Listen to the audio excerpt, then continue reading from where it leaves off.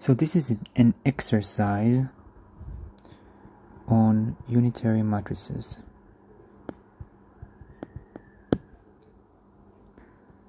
And this exercise starts with telling us that we are on a unitary space.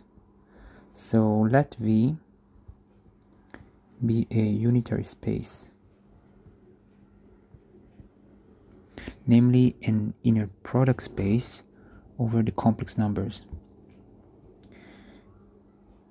And we have a transformation, we call it T, from V to V, and we are given that this transformation is normal. And just to remind you that a normal transformation satisfies that it can commute with its adjoint, namely you can say that this is equal. And also a normal transformation in a unitary space is unitary diagonalizable. Namely, there is a base of orthonormal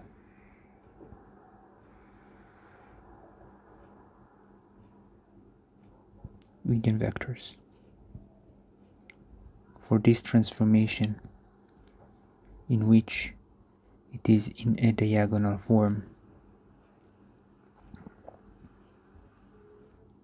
We are also given that the inverse of this transformation equals minus the transformation itself.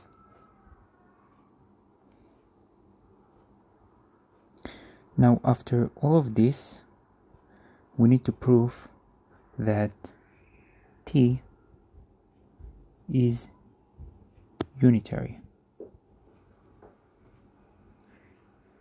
Remember, all the properties of a unitary transformation: preserves the norm, preserve the inner product,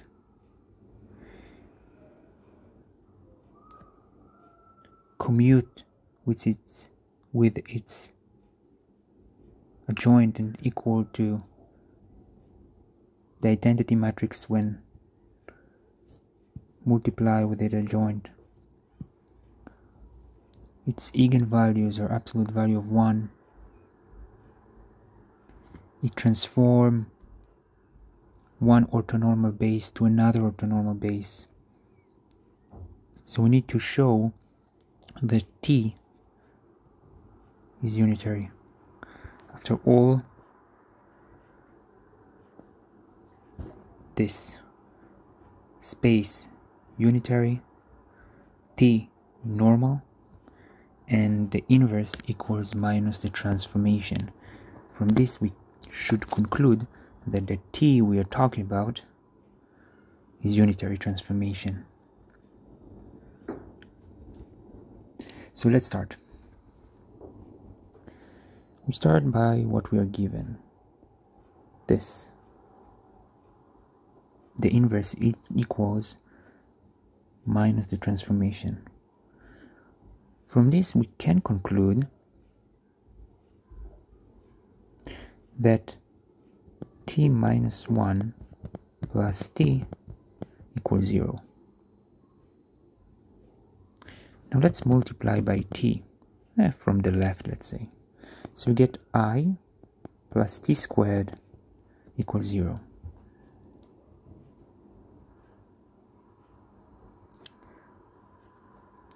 Now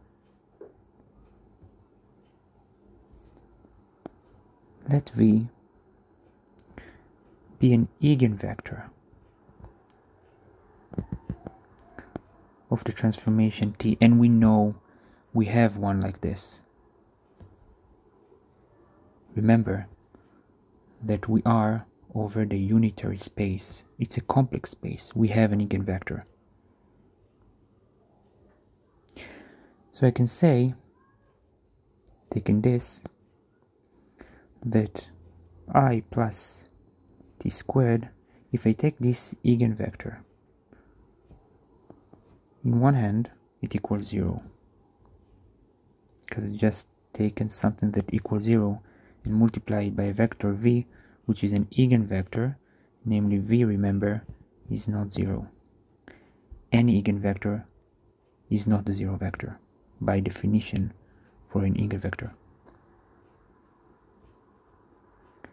So on one hand, this equals 0, and on the other hand, I can open it, distribute it, and get v plus t squared v equals 0. Now let the corresponding eigenvalue of this eigenvector be lambda, the eigenvalue. So I can say that this equals just lambda squared v plus v. Remember that tv equals lambda v. So t squared v equals tv equals t lambda v equals lambda tv, which equals lambda squared v.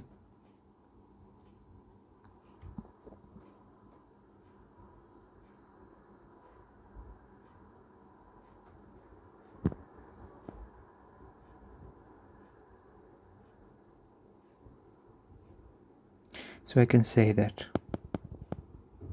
I can use it.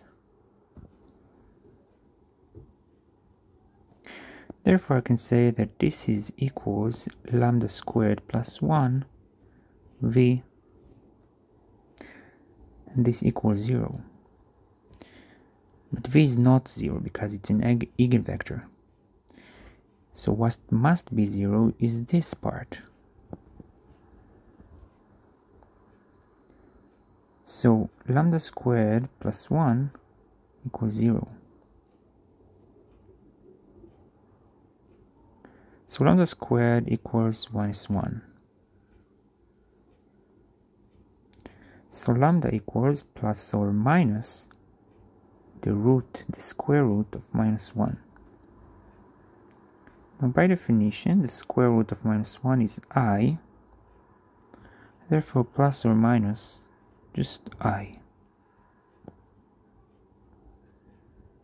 So lambda equals plus or minus I.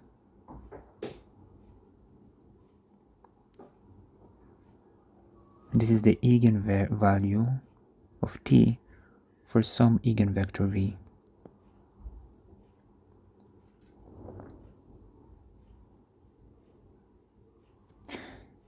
Now remember this, and let's continue.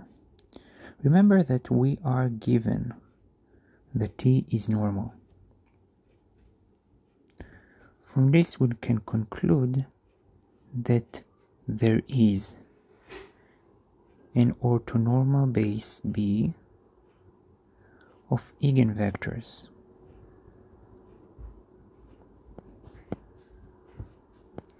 By definition, for a normal matrix.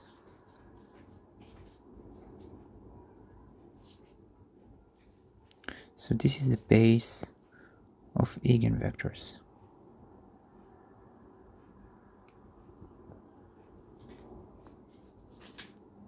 Not just eigenvectors, as again the transformation is normal. I can say that B is an orthonormal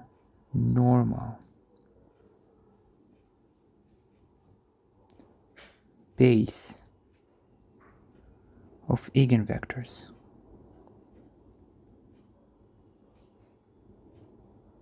As T is normal, and for every normal matrix in the unitary space, there is a base, an orthonormal base of eigenvectors by definition.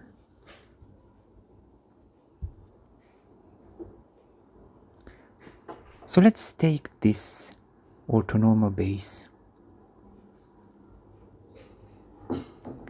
and apply the transformation, this normal transformation, to this base. And remember, one of the properties of a unitary matrix, of a unitary transformation, is that it transforms an orthonormal base to another orthonormal base.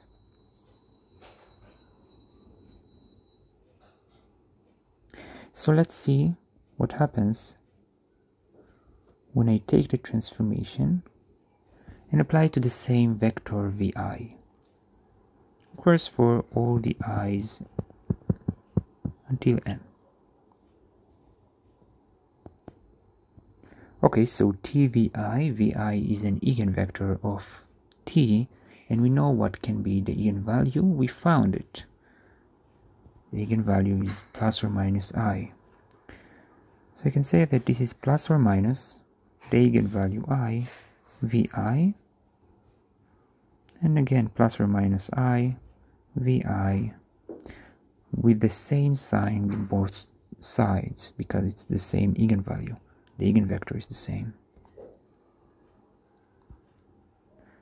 Therefore, by definition of the inner product in a complex space, in a unitary space, it's linear on the first argument and complex conjugate linear on the second argument.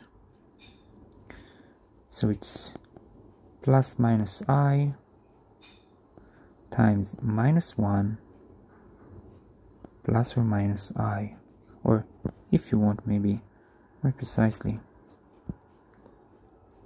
plus or minus I complex conjugate,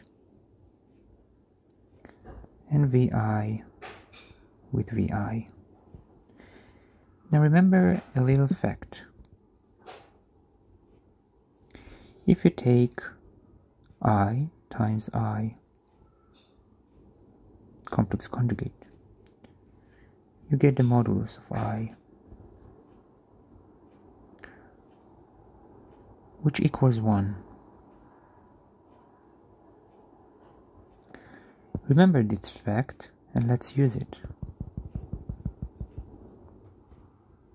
So I can write here just vi with vi, which by definition of the inner product and the norms, this is the norm squared of vi. Now remember that we are dealing with an orthonormal base, so this is a normalized vector, namely the norm of it is just 1, so the norm squared is also just 1. This is for the transformation of a vector of this orthonormal base with itself, with the transformation of the same eigenvector. Now let's do the same, but now for different eigenvectors in this space, vi and vj. From the same logic as before, we'll get plus or minus I, vi, and plus or minus I, vj. Again, with the same logic, with the I and modulus and the absolute value of I, we'll get here vi, vj. And remember that this is an orthonormal base. So the inner product of different vectors in this base is just 0. So what did I find? I found that the transformation T transform every vector into a normalized vector, and two different vectors to be orthogonal. Remember, tvi is just a new vector.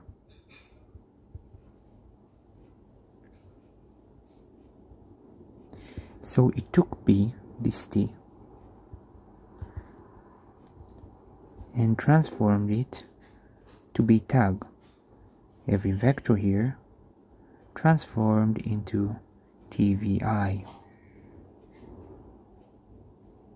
got the same amount of vectors, and they are all normalized, and they are all orthogonal to each other.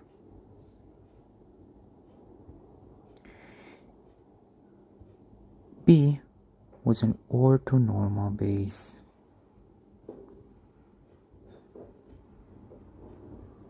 And the new base that we got from all those transformations is again, all the vectors are normalized and they are orthogonal to each other.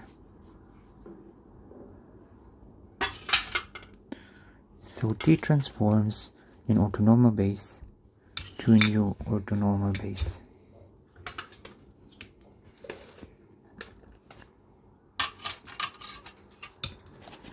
And by definition, a transformation that transforms an orthonormal base into a new orthonormal base is a unitary transformation.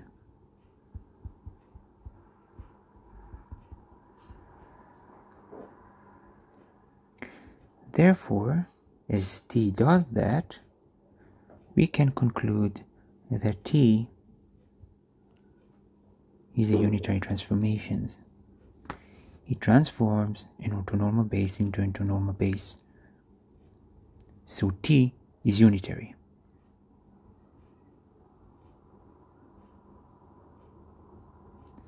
And this is what we should have concluded, what we should have proved. And we did it.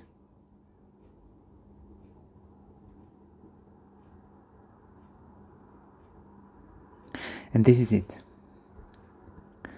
This is how we prove that T is a unitary transformation based on this quest.